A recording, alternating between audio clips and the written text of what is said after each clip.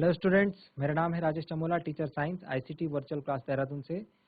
और आज हम बात करने वाले हैं क्लास 10th के चैप्टर नंबर सेकंड, जो कि चल रहा है हमारा अम्ल, क्षार एवं लवण।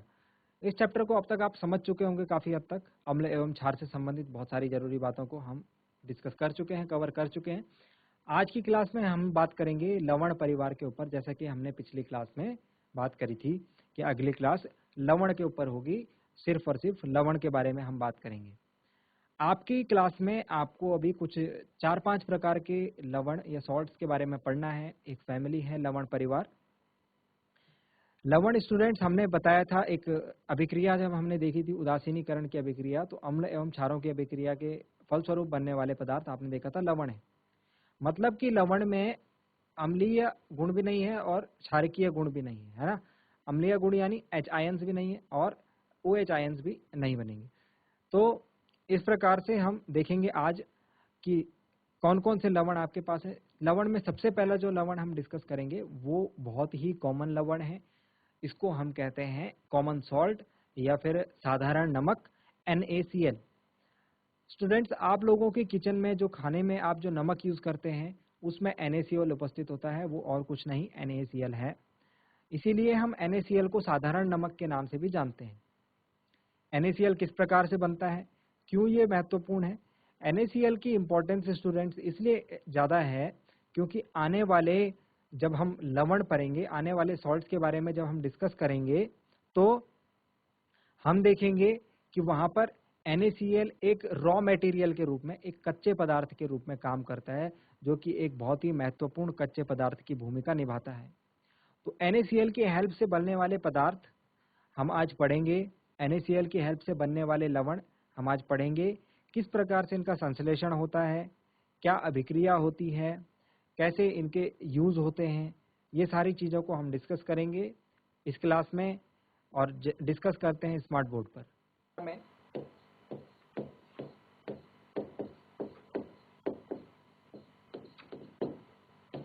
सबसे पहला जो लवण है जिसके बारे में हम आज बात करेंगे, NaCl या फिर साधारण नमक। सबसे पहले आपको पूछा जाएगा इसका रासायनिक नाम, तो हम ये सारी चीजें लिखेंगे। जो जो चीजें पूछी जाएंगी आपको नोटबुक में भी इसी हिसाब से नोट करना है। रासायनिक नाम, तो इसका रासायनिक नाम है सोडियम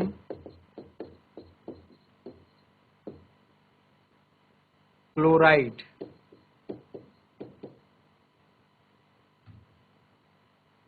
सोडियम क्लोराइड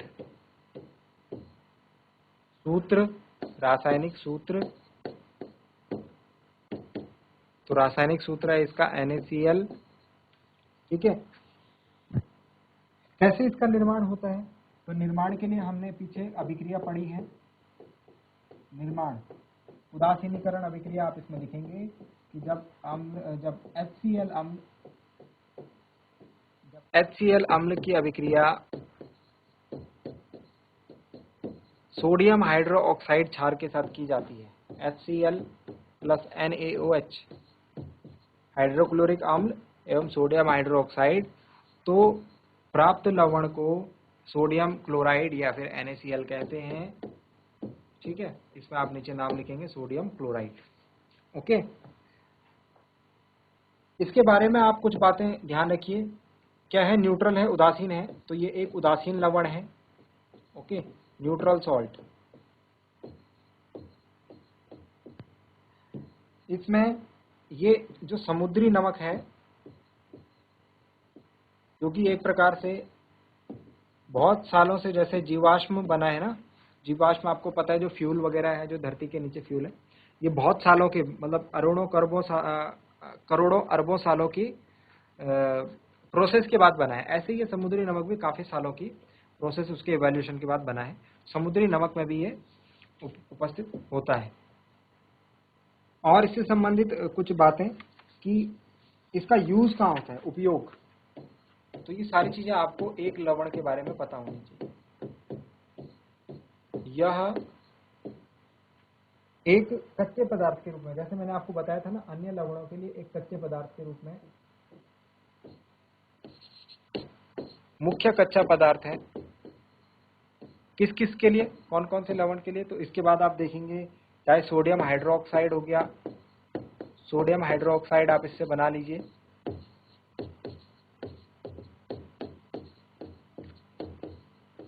ठीक है, चाहे आप इससे बना लीजिए बेकिंग सोडा को,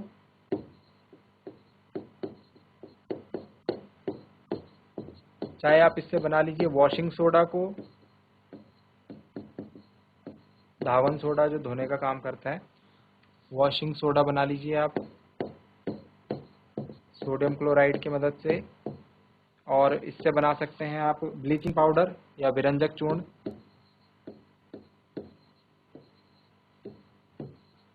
ठीक है। तो ये इसके उपयोग हैं, और एक उपयोग आपको पता है कि इसको हम घर में खाने में तो यूज करते हैं। तो अब पढ़ते हैं नेक्स्ट प्रकार का, जो हमारा, ये समझ में आ गया ना, इसमें आपको जस्ट ये सारी चीजें पता होनी चाहिए। सिंपल कहने का मतलब ये है, सबसे पहले आपको पता होना चाहिए इसका रासायनिक नाम, उसका रासायनिक सूत्र, उसके बाद उसका निर्माण किस प्रकार से होता है, क्या अभिक्रिया है, किस प्रकार से, क्या क्या इसके मुख्य गुण हैं, और क्या क्या इसके उपयोग हैं, ये सारी चीजें आपको पता होनी चाहिए। नेक्स्ट प्रकार का लवण देखते हैं, नंबर 2, दैट इज हमारा सोडियम हाइड्रोक्साइड।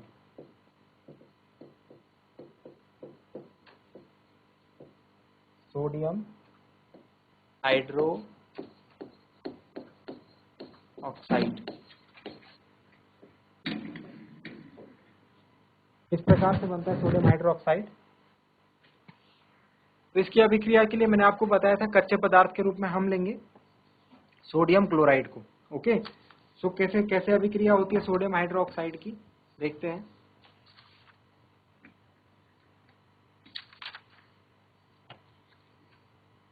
इसमें आप लिखेंगे, ये थोड़ा सा आपको ध्यान में रखना है, सोडियम क्लोराइड के जलीय विलयन से,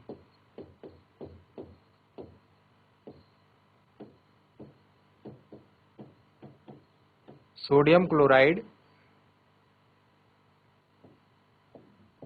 के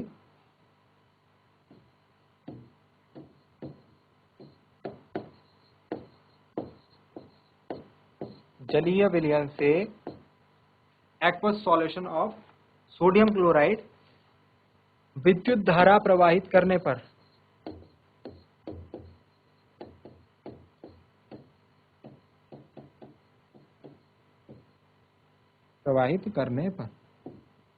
इस प्रकार से इसका निर्माण होगा।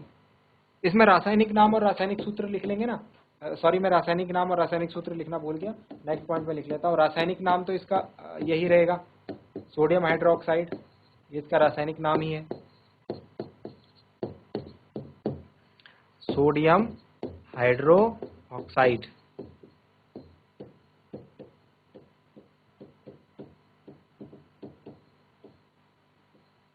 इसका रासायनिक सूत्र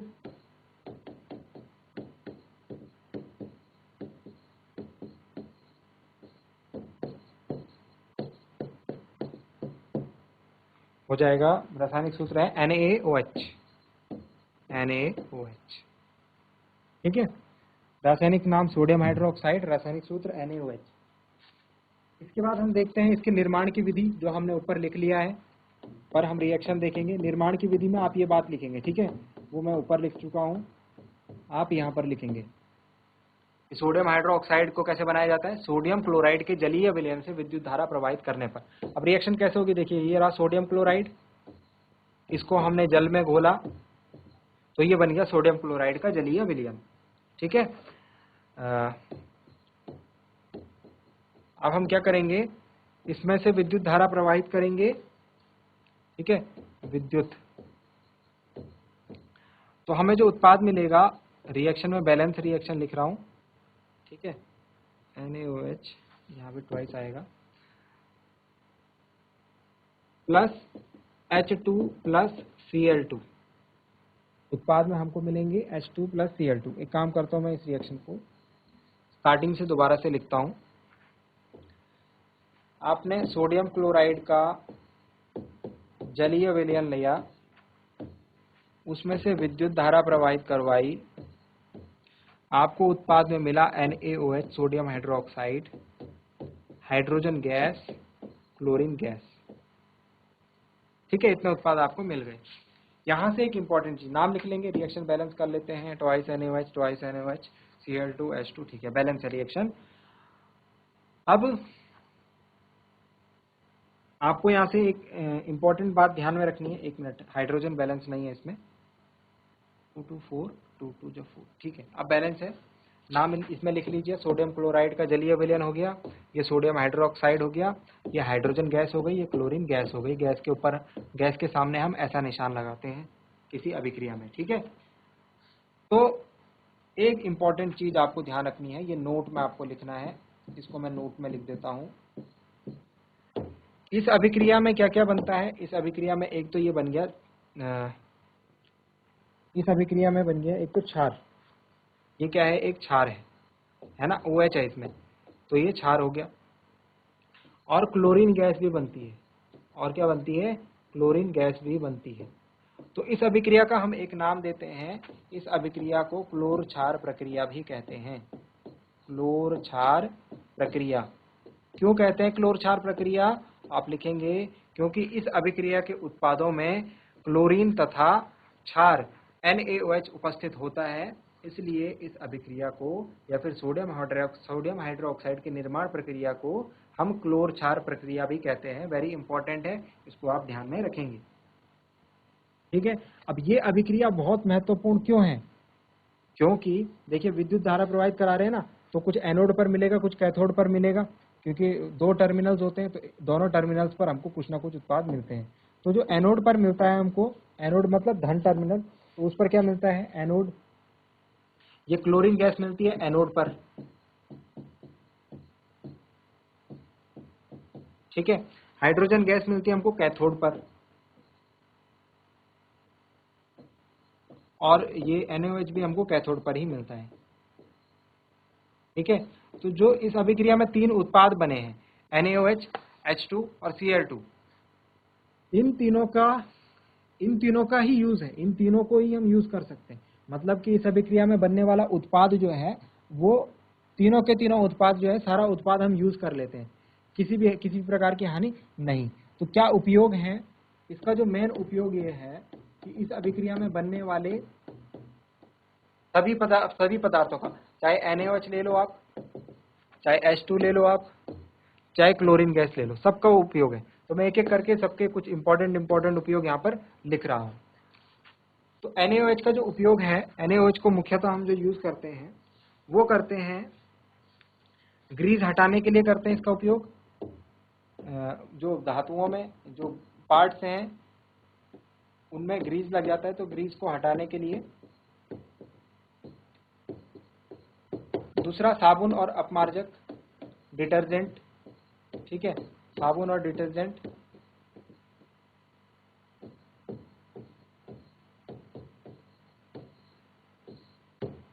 इसके अलावा जैसे कुछ फाइबर्स होते हैं, कृत्रिम फाइबर्स, सिंथेटिक फाइबर्स, वहां भी क्या करते हैं, हम इसका यूज करते हैं, ठीक है। तो NaOH के यूज ये हो गए। इसके अलावा हाइड्रोजन के यूज, तो हाइड्रोजन के बहुत सारे यूज हैं, हम इसको एज अ फ्यूल यूज करते हैं, ईंधन के लिए। खाद के लिए हम एक पदार्थ का यूज करते हैं, अमोनिया का, खाद के लिए अमोनिया। अमोनिया का सूत्र याद है, मैंने शायद बताया है किसी क्लास में, यदि नहीं बताया है तो अभी बता देते हैं। NH3 होता है अमोनिया का सूत्र, और अमोनिया को बनाने में हम ये हाइड्रोजन गैस का यूज करते हैं। क्या अभिक्रिया होती है, नाइट्रोजन और हाइड्रोजन की अभिक्रिया होती है, तो हाइड्रोजन गैस हम यहाँ से यूटिलाइज कर लेते हैं, ठीक है ना, खाद के लिए, ठीक है। जो फर्टिलाइजर्स होते हैं वहां पर बनाने के लिए हाइड्रोजन गैस यूज हो जाती है। जो क्लोरीन है, इसका मेन इंपॉर्टेंट यूज है कीटनाशक के तौर पर। जल में सफाई करनी हो तो क्लोरीन का छिड़काव करते हैं ना, कीटनाशक हो, रोगाणुनाशक हो, क्लोरीन का यूज करते हैं, ठीक है। अभी आप आगे ब्लीचिंग पाउडर पढ़ेंगे, उसमें भी ये क्लोरीन उपस्थित होता है, ठीक है। इसके अलावा पॉलीविनाइल क्लोराइड बना लो, ठीक है, PVC, क्लोरोफ्लोरो, ठीक है। इसके अलावा आप स्विमिंग पूल में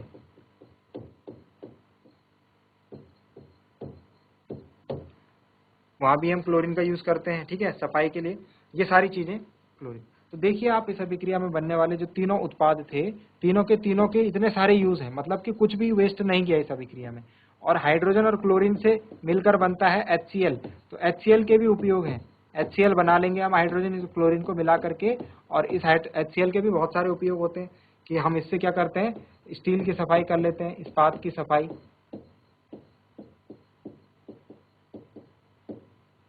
ठीक है। इंडस्ट्रियल यूज देखिए, इसके इंडस्ट्रियल यूज बहुत सारे हैं, तो इस्पात की सफाई इससे कर सकते हैं। इसके अलावा हम इससे अमोनियम क्लोराइड बना सकते हैं, NH4Cl, अमोनियम क्लोराइड,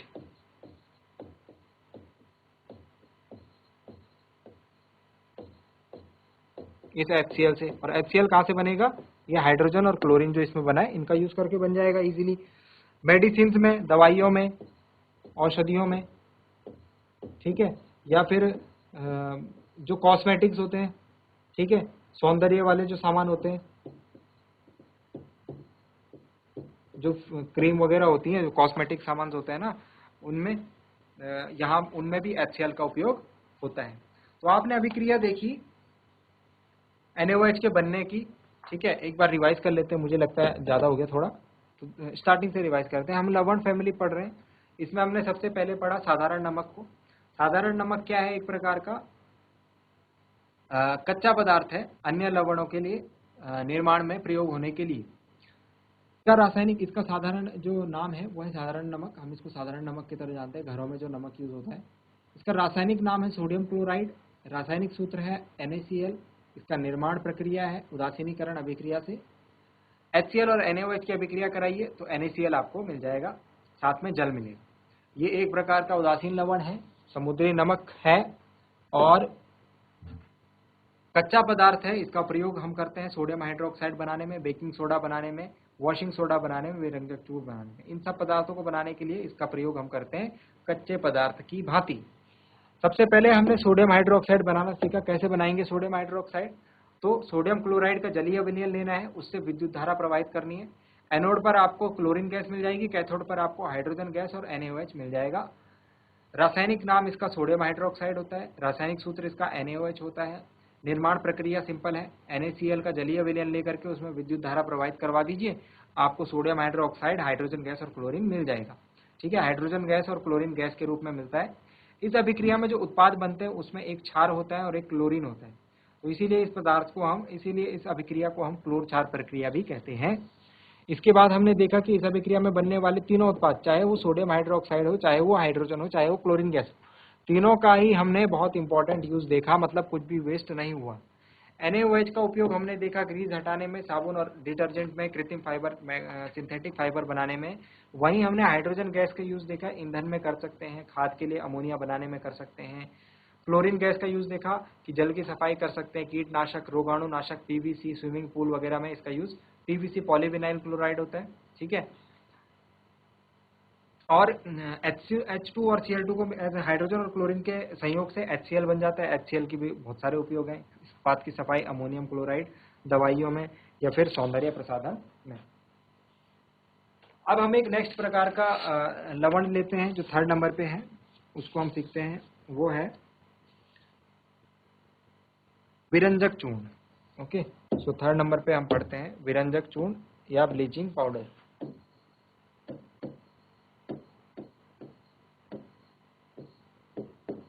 इसको हम ब्लीचिंग पाउडर के नाम से भी जानते हैं।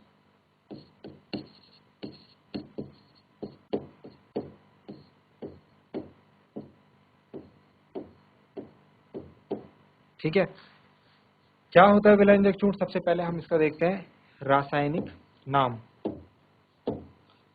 मैंने बताया कोई भी लवण आप पढ़ेंगे उसमें आपको 4-5 चीजें, जैसे जिस पैटर्न में हम पढ़ रहे हैं उसी पैटर्न में आपको पढ़ना है। रासायनिक नाम होता है इसका calcium oxychloride, calcium oxychloride.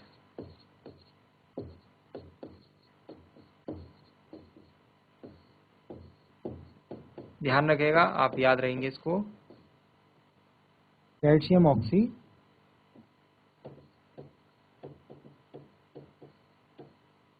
Chloride सूत्र जो होता है रासायनिक सूत्र,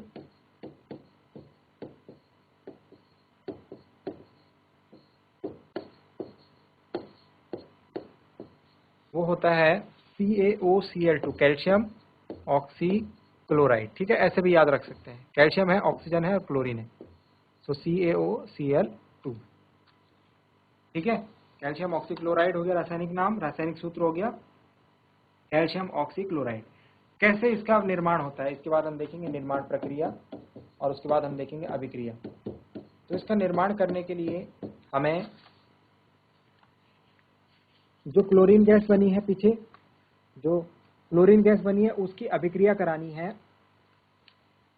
शुष्क बुझे हुए चूने से, है ना। तो इसमें मैं लिखता हूं कि क्लोर क्षार प्रक्रिया से जो प्राप्त, क्लोर क्षार प्रक्रिया से प्राप्त क्लोरीन, या फिर सीधे सीधे क्लोरीन लिख लीजिए, हमने पीछे देखा ना क्लोरीन तो बनी। ठीक है, क्लोरीन की क्रिया शुष्क बुझे हुए चूने से करने पर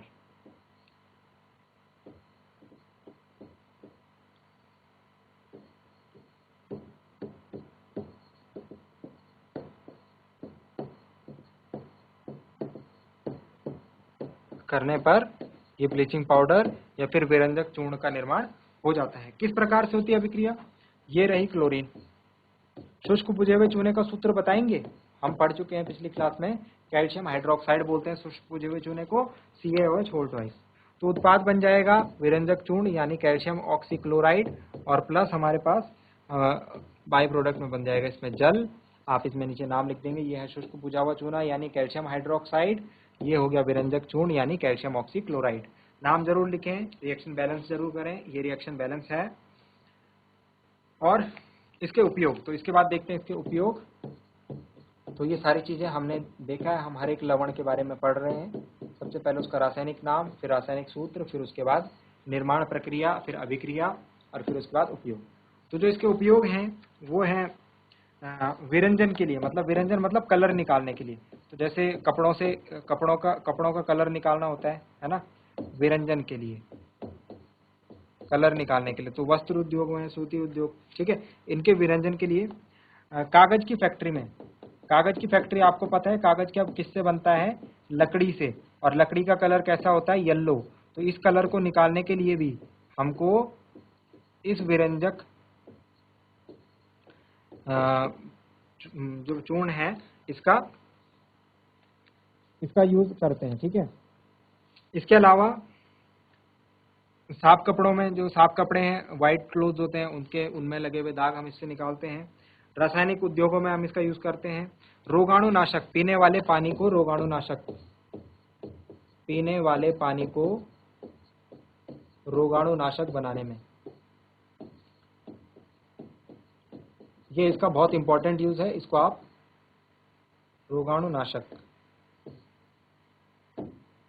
बनाने में। तो आज हम इतना ही पढ़ेंगे, आज समय यहाँ पर कंप्लीट होता है हमारा। ठीक है, आज इतना ही पढ़ेंगे। इसके बाद के जो जो लवण बच जाते हैं उनको हम अगली क्लास में करेंगे कवर, और जो इस चैप्टर से बची हुई बातें हैं उनको भी वहाँ पर डिस्कस करेंगे। तो इस प्रकार से हमारा चैप्टर कंप्लीट हो जाएगा अगली क्लास में। उम्मीद करता हूँ कि आपको आज जो भी बातें बताएगी वो समझ में आई होंगी। अगली क्लास में मिलते हैं एक नए टॉपिक के साथ। Thank you very much.